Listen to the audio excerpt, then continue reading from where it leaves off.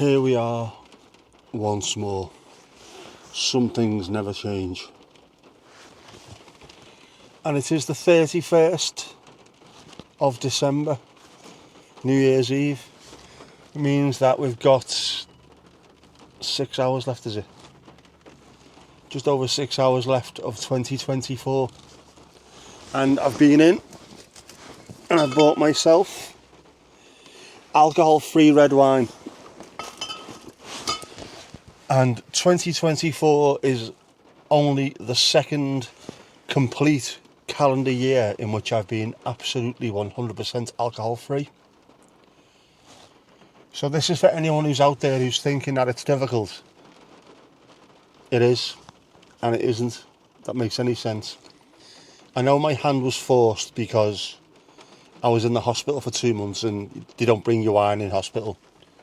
And then coming out, I was too ill to even contemplate alcohol. But now here we are, over 2 years later. I can walk down the wine aisle like I just have now. I can buy proper wine for me mum or dad. I don't walk down there thinking, oh, if only it was me.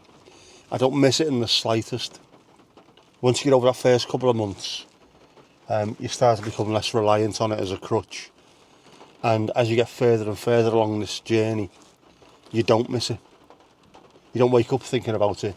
You don't find 20 quid in your coat that you're wearing 6 months ago and think, oh, how much wine can I buy with this? Nothing like that.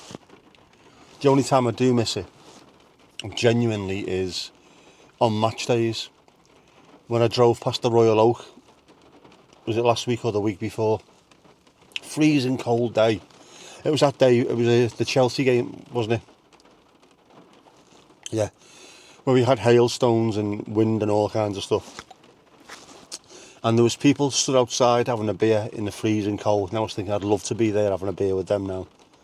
Or first game of the season when it's nice and warm and everyone's outside the Winslow. Goodison Road's closed and everyone's just out there having a beer. I missed that. But even then I think I missed more the camaraderie side of things? The part of being a member of the collective. Even though I go and sit in the stadium with 40,000 people and we are all part of that same collective, having a beer with a group of people outside the pub, there's something about it. I miss that side of it. I don't miss the actual having a beer. I know I used to get hangovers, which is one of the problems, I suppose. A hangover should be a warning that you're drinking too much. When you don't get them, your body just goes, right, that's it, you're on your own. On your head, be it. And in my case, it was on my head, be it. Bang, bang, bang. So I never got hangovers, but I don't miss that feeling tired the following day because your quality of sleep was awful. And I still feel tired now because of the stroke recovery and the fatigue.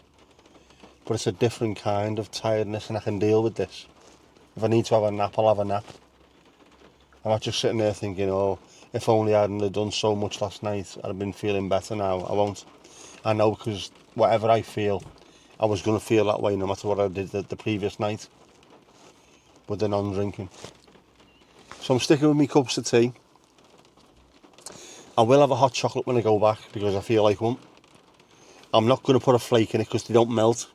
Fact. Thank you, Mandy, for sending clarification on that as well.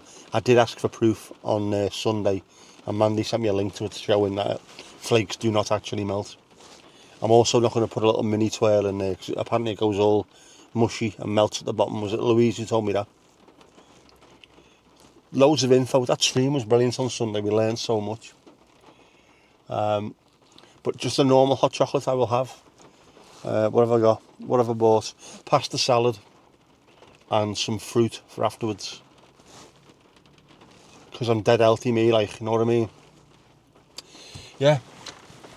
But another year done without alcohol, which is a fantastic thing. I think the longer it goes on, I'm not saying I'll never drink alcohol again, but I'm in no rush whatsoever to go back onto it. And I don't see it being any time in my near future. So, just carry it on. Hopefully every day, my body is healing itself Every day without alcohol is allowing the body to heal itself a little bit better. Janviers crossed. And in 2025, what have we got? We started 2024 with this idea that I'm going to map my walks and I'm going to do 365 walks this year. Never even got close to doing it. Unfortunately, stroke fatigue decided otherwise. And when stroke fatigue kicks in, you listen to it. So I'm not going to even think about that for next year. I'll do as many walks as I can. I will try to improve how far I can walk each time. I'm just hoping that on the 31st of December 2025, I am in a better position than I was on the 31st of December 2024. That's the only thing I'm looking for now. That's it. There's no specific goals or targets. Finish the year in a better position than you started it. That's the only thing you can possibly do. Because there's too many variables involved in what I'm going through at the moment. It's probably the same for yourself. If you've got kids with the best will in the world, you think, right, I'm going to go and do this, and this, and then they phone up. I'm stuck somewhere, or I'm not feeling well, or I've hurt myself, can you take me to the hospital? And then before you know where you are, all your targets are out the window. So it's pointless even having them. Just have that aim to finish the year in a better position than you started it. And hopefully, it's not a New Year's resolution. It's an aim, a target, whatever you want to call it. Just something I'd like to do. And I don't think it's beyond the boundaries of possibilities, is it? Put yourself in a better position, whether it's physically, mentally, financially, emotionally, any of those. Whatever it is that's getting to you, whatever it is you're going through, just see if you can get yourself better by the end of the year, in a better position. Not completely healed. I'm not going to be completely healed by the end of the next year as well either, but as long as I'm in a better position. Not drinking is helping. Getting into more of a routine. Midnight, 2 hours of MASH, sleep. Weekends, 2 hours of Red Dwarf, sleep. My body and my mind is in that more of a routine, and I'm used to it. I get up at the same times most days. Take my daughter to work. Have my little nap on the sofa. My body and my brain are learning this little routine, and I'm used to it. It helps. But I need to write more. I said this in one of my videos. Whether it's song lyrics, poetry, little short stories, silly little videos like the 4am manifesto. Whatever it is, I need to create more. I need to write more. I need to get my brain moving. It's already trying to fix itself in terms of the connections, neural pathways to the hand and the leg and what have you. It also needs to connect with my artistic side.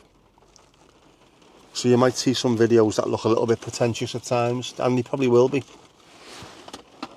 It's not me being pretentious, it's just I'm trying to foster that side of me.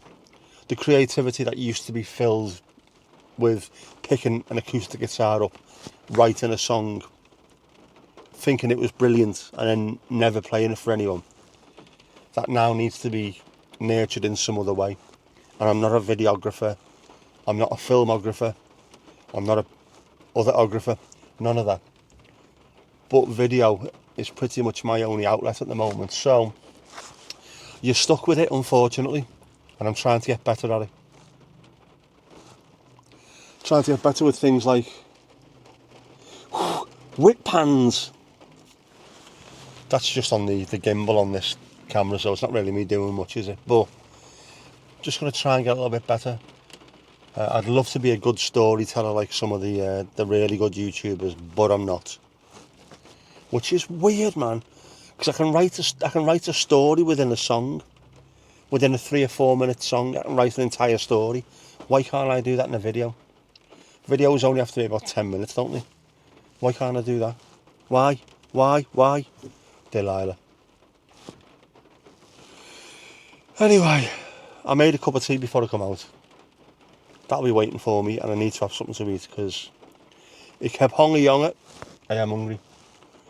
But, right, if you want to do something, it does take effort. If it's a lifestyle change, it takes effort. And you really don't want to be forced into doing things because of bad decisions you've made or a bad lifestyle. Get out of your bad lifestyle, mate. No, a bad lifestyle or lifestyle choices. There you go. That's what it was. Lifestyle choices, lifestyle. Don't be forced into doing it. If you can take a little bit of a look at your lifestyle and see if there's anywhere that you are putting yourself at risk, whether it is an over-reliance on alcohol or any other substances or anything else that you're doing that is taking away from what you could be as a person, or is dragging you down a path that could affect you finally, and bing, bing, bing at the back of your head explodes. Try and find a way of getting away from that. You do not want to be in a position where your body finally tells you enough is enough. It happened to me and it was horrific. I wouldn't want anyone going through this, not even my worst enemy. It's horrible. Get yourself out of it before it's too late. And it doesn't take much. For me, it would have been just reducing the alcohol, not even stopping it completely, just reducing it, tidying up my diet a little bit, and looking at some of the stresses I had, talking to my boss at work if anything was starting to affect me, and I didn't. I let it. Little tiny things, nothing too bad at all, but add them all together. There were enough straws there to break this camel's back. You do not want to go through that, and I don't want that for you. You're a decent person. You're a nice person. You're great to be around. Don't get yourself in a position like I am. Make the little changes if need be. Learn to spot those stresses. Learn to spot those things that are not good for you. If the Friday night glass of wine becomes the Friday, Saturday, Sunday night glass of wine, becomes the Monday, Tuesday, Wednesday, Thursday, Friday glasses of wine, becomes there's a half-hour TV show on that I like, I'll need 2 bottles of wine, despite the fact that you're never going to drink it in half an hour. If anything like that starts happening to you, that's when you need to make your changes. 2025 is going to be a good year, but it'll only be as good as we make it. We have to be the change. We have to push the direction in which we want to go. And if there are obstacles in the way, we either climb over them or we find a way to get round them. We don't try and bash through them with wine or substances or gambling or whatever your issues are. We find a way. We will always find a way. As the great Bruce Lee said, be like water, my friend. Find a way to mould yourself to what you need to. We can do it, man. We can do it. And help those around you who need the help. We all do. Whether we're willing to ask for it or whether we're too self-absorbed to realise or too proud to ask. Help those you can. But don't be bombastic about it either. You'll see people, you can push people too far where they go the opposite way, so be careful, but be there in case in case you are needed, in case they need you. Be there for them. Be there for each other. Be nice to each other. Is that Bill and Ted? Be excellent. And life moves too fast. If you don't stop it now and then to have a look, it'll pass you by. Ferris Bueller. These people were fantastic. They knew what they were talking about. Fantastic celluloid philosophers. Follow their paths. Anyway, here's to a fantastic 2025. Thank you for all the support that you've given me. And if this is the first time you've seen me, thank you. Have a great year next year. It's going to be great. It really is. Watch this space. Catch you later.